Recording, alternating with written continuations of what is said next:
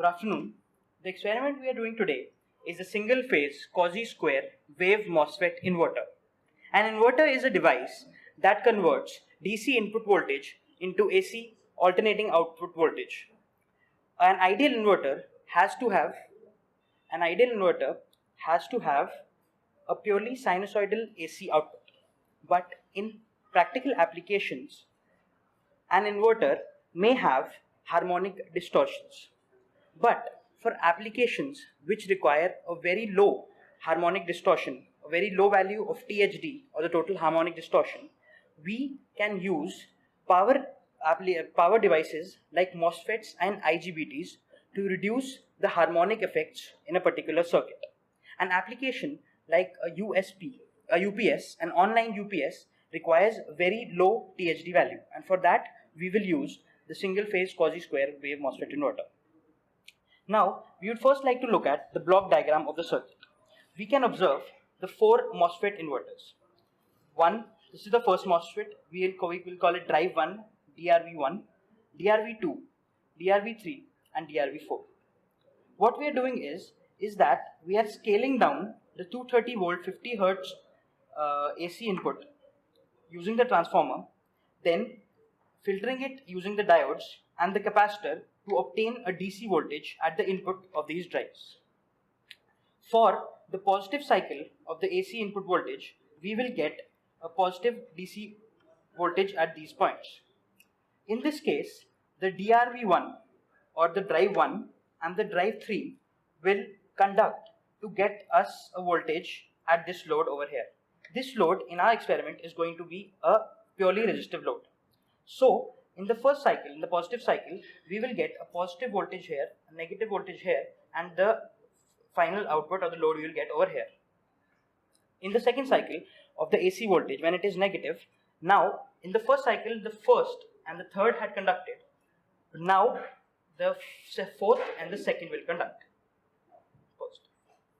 We have to take special care that at the same time, D1 and D4 do not switch on at the same time, or we will get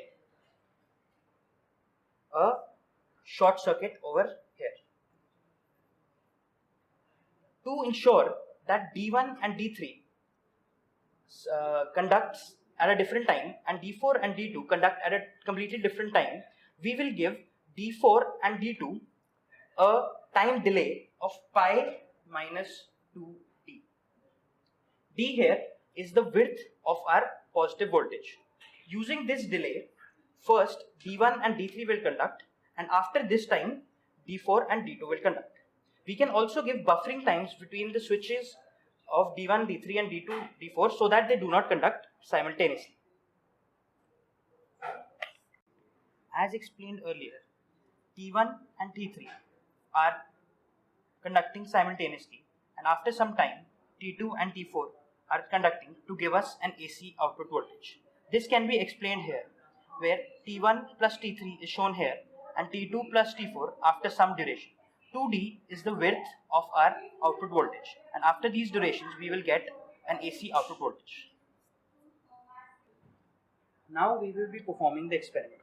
The first thing that we do is we find out the maximum and the minimum frequency of the control circuit. We can, in our circuit, control the duty cycle and the frequency using these two knobs. This is for frequency and this is for the duty cycle. By putting our probes into T1, we can change and find the minimum and the maximum frequency of our circuit over here. To get the final output waveforms, we have to connect our CRO. Our two channels of the CRO have to be connected to our circuit. Now, as we can see in this circuit, X1, X2 and X5 and X6 are the 4 points which we can attach our probes to. The channel 1, positive of the channel 1 is connected to X1. We can observe it over here. X1 is connected to the positive. X2, the ammeter which will measure RVO and IO RMS is connected, the positive of the ammeter is connected to X1 and the negative to X2. For getting the output current waveform, we are connecting its positive to X5 and a common ground for both the channels to X6 over here. Using this, we will get when it is positive an output at x1, when it is negative an output at x5 to get us our AC output voltage. Now my friends, we have taken our final output voltage. I will now change the frequency knob to show you the frequency change in the output voltage waveform. As you can clearly see, the voltage frequency is changing when we change this knob. We can also change the duty cycle of this. As we can see, the duty cycle is changing when I change the duty cycle knob. Now, to take us our set of readings, we will do two things.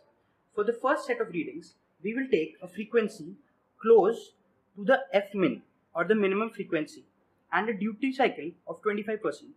And for the second set of readings, we will take a frequency close to the maximum frequency and a duty cycle of 75%. Now we will take the readings for this experiment. For the first set of our readings, we have taken a frequency close to the minimum frequency of our circuit. We have taken the frequency in this case to be 25 Hz, which is close to the 20 Hz minimum frequency. And the duty cycle here we have taken equal to 25%. As you can observe in the waveforms, the duty cycle, the time on, is 25% of the total time in the circuit. The first readings that we will take is the VO plus and the VO minus, which are the maximum values of voltage in this circuit. To do this, we will see the maximum value of the circuit of VO plus. This here is 1.4 units. We will multiply this by our scale on the CRO to get us the value. The VO plus value in this instance has come to be 28 volts. As we can clearly observe in the circuit and in the waveform, the VO minus, the voltage that is here, is equal to the VO plus, just the negative of it. It can be clearly seen here that these two values are the same. This value of VO minus is actually the voltage that is conducting when in our circuit we have seen earlier that T3 and drive 2 and drive 4 were conducting. The next values that we have to measure are the IO plus and the IO minus values. We will change the channel to get that waveform. Now this is the waveform for the current output. We will observe here that the current is of 1 unit. We will multiply this with the scale and then we will divide it by our load. The load in our case is a 1 ohm resistance, and we can find the IO plus to be around 1 ampere. As we can again clearly observe, the IO minus will be the same, just a negative of it. So the IO minus here will be minus 1 ampere. Our next reading is T by 2, which is the time of the circuit. Time duration of this particular waveform 1 is equal to a particular value, and half of that we have to find. So we have to find T by 2.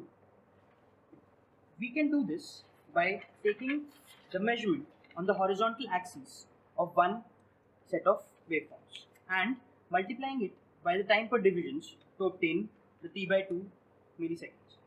We have found this to be 20 milliseconds. As again we can clearly observe, the T by 2 minus will again be equal to the T by 2 plus, because these waveforms are symmetric on the time axis. The next reading that we have to take is the 2D plus in milliseconds and the 2D in milliseconds. Now the 2D is the width of the positive waveform, of the positive part of the waveform. We can observe here that the positive part has a particular width, and that width is 2D. As you will remember, when we had introduced a phase difference of pi minus 2D, this 2D comes into the picture. We can clearly observe that the 2D of the plus is equal to the 2D of the minus. As we can see that these two are equal. So, using the same technique as used before, we will measure this in units, multiply it by the time per division to obtain the 2D plus value. Here, we have found it to be 4.8 milliseconds. The 2D minus value will be the same. Using these sets of readings, we have now correctly found all these